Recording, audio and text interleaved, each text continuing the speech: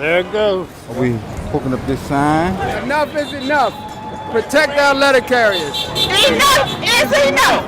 Enough is enough. Outside the main post office in downtown Baltimore, a rally ringing Enough is enough. the alarm. Enough is enough. Enough is enough. At least 100 U.S. mail carriers from Baltimore City and across the region calling attention to what they say So enough is enough. has become a disturbing trend across the country.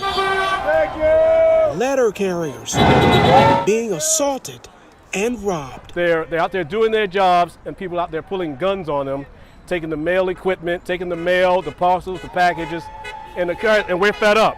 Enough is enough. According to union leaders, since 2020, there have been 2,000 incidents reported across the country. Mail carriers assaulted and robbed.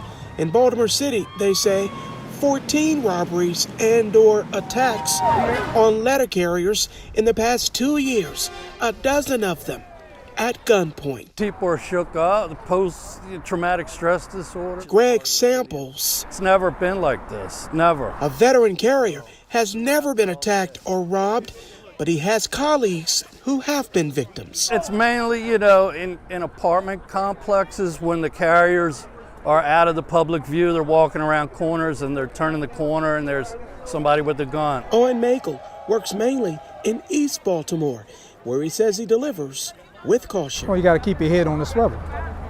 Got to keep your head on the swivel. So there's a lot of people that have families at home that wants to go home to the families, and all we just simply want to do is do our job. Enough is enough. The carriers are demanding action from federal officials. Enough is enough. We're demanding protection, and we demand prosecution for these crimes.